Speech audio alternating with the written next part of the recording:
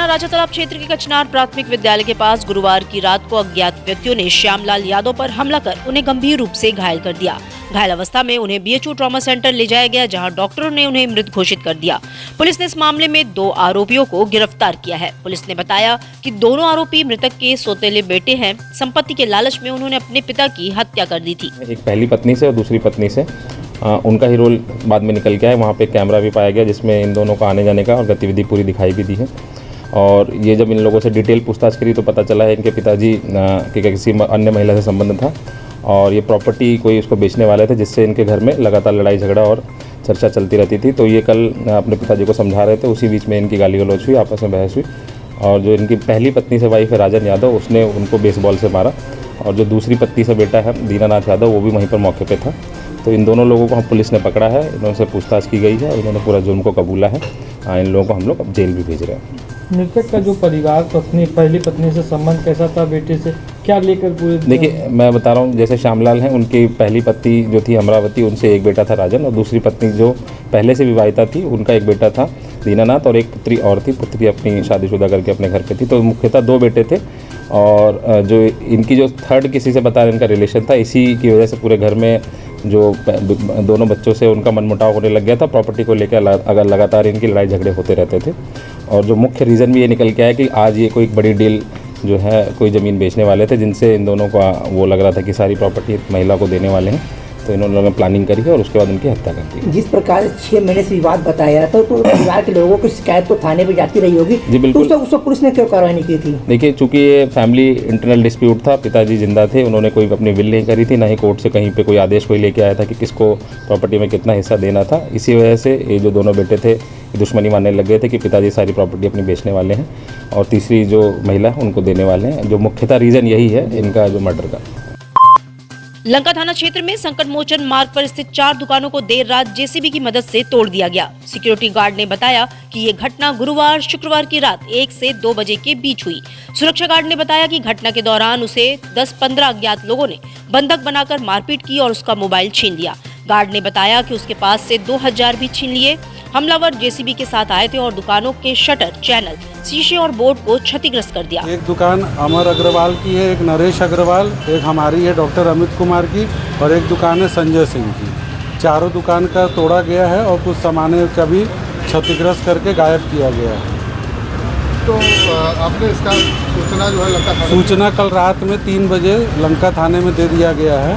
SSO साहब ने अभी 11 बजे हम लोग को बुलाया है, जो जाके आगे एफआईआर की कार्रवाई हम लोग पूरी कर रहे हैं। नामजद एफआईआर रहेगा राजेंद्र लाल शरण सिंह और उनके बेटे सौरभ शरण सिंह। तो इस पे किसी तरह का विवाद था क्या कारण? इस पे 1.5-2 साल से मुकदमा चल रहा है। रेंट वाले कोर्ट में भी चल रहा है, दीवानी कोर्ट में भी चल रहा है और पुलिस कमिश्नरेट में भी दोनों की समझौते की डील साइन हुई है और उसके बावजूद ये रात में ऐसा किए। डोमरी में आयोजित शिव महापुराण कथा में महिलाओं की सोने की चेन और मंगलसूत्र चोरी करने वाली महिला चोरों का गिरोह रामनगर पुलिस के हत्थे चढ़ गया। पकड़ी गई 15 महिलाओं के पास से सोने की 11 चेन और मंगलसूत्र बरामद किया गया है। पुलिस के अनुसार इन गहनों की कीमत लगभग 10 लाख रुपए है। पुलिस उनसे पूछताछ के साथ ही विधिक कार्रवाई में जुटी रही। किया गया, बताया गया कि ये महिला लोगों की चेन चुरा रही थी। महिला से गहनता से पूछताछ करने के बाद में ये प्रकाश में आया कि इन लोगों का एक गिरोह है जो इस तरह की कथाओं में पहले ही जाके वहाँ मौजूद होकर इस तरह की घटनाएं करता रहता है। महिला के ही बयान पे महिला के गिरोह को पूछताछ के लिए वहाँ पे लाया गया है। इनके पास से कुल 11 चेन जो है बरामद हुई है, जिसकी कीमत लगभग 10 लाख रुपए है। इसमें गहनता से पूछताछ की जा रही है, अग्रिम विधिक कार्रवाई की जाएगी। कहाँ की रहने वाली ये महिलाएं और क्या कुछ? जी, इनका पता और इनका नाम तस्दीक किया जा रहा है। जैसे ही कोई अपडेट होगा उसमें सूचित किया जाएगा। पहले भी वो इस तरह का कार्य करती आई हैं? जी, पहले भी इस तरह की वो घटनाएं कर चुकी हैं।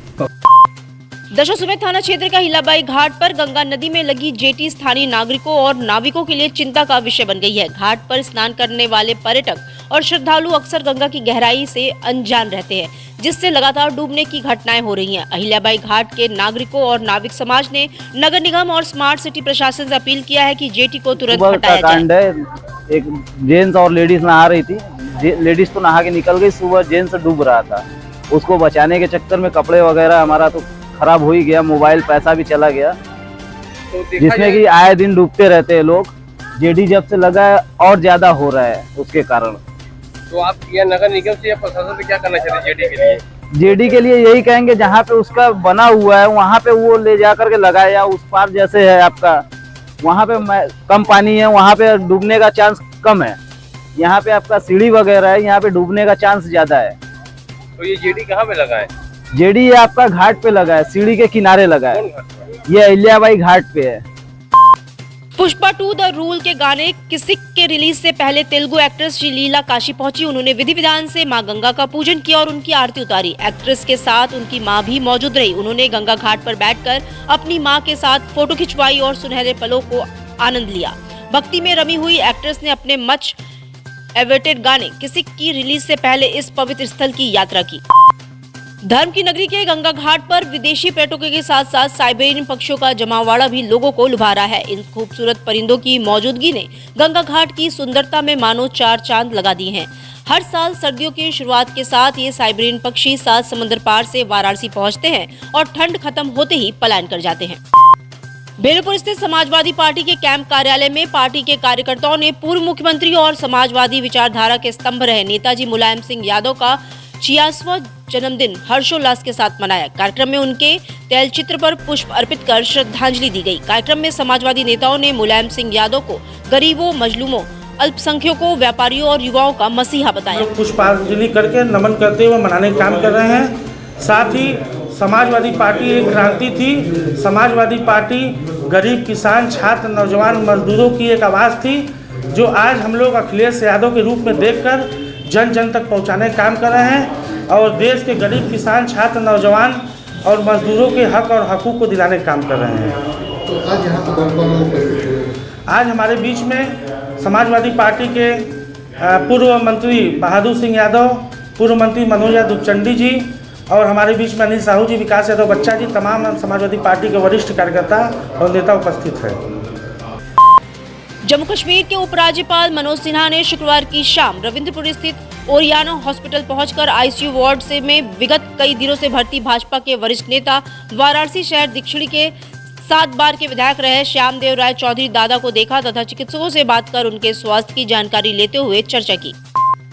नगर निगम ने स्वच्छ सर्वेक्षण 2024 के अंतर्गत शहर की स्वच्छता और कचरा प्रबंधन को सुदृढ़ करने के लिए विस्तृत योजना बनाई है। नगर आयुक्त अक्षत वर्मा की अध्यक्षता में आयोजित समीक्षा बैठक में कई महत्वपूर्ण निर्देश जारी किए गए। अब मंदिर क्षेत्रों में 24 घंटे सफाई सुनिश्चित करने के लिए सफाई कर्मियों को 3 पालियों में तैनात किया जाएगा। प्रत्येक पाली में सफाई कर्मी ड्रेस में रहकर नियमित रूप से क्षेत्र में गश्त करेंगे। जहां भी कूड़ा मिलेगा उसे तुरंत साफ किया जाएगा। महाकुंभ 2025 के दौरान काशी में भारी संख्या में श्रद्धालुओं का आगमन होने की संभावना है। दक्षिण भारत के विभिन्न राज्यों से लगभग 10 लाख से अधिक श्रद्धालु काशी पहुंचकर पुण्य की डुबकी लगाएंगे और बाबा विश्वनाथ सहित अन्य शिवालयों में दर्शन पूजन करेंगे। इसके अलावा काशी आने वाले श्रद्धालुओं का प्रवाह प्रयागराज से भी होगा। महाकुंभ के बाद इन श्रद्धालुओं का काशी में आना तय है, जिससे काशी में धार्मिक गतिविधियों में और भी वृद्धि होगी।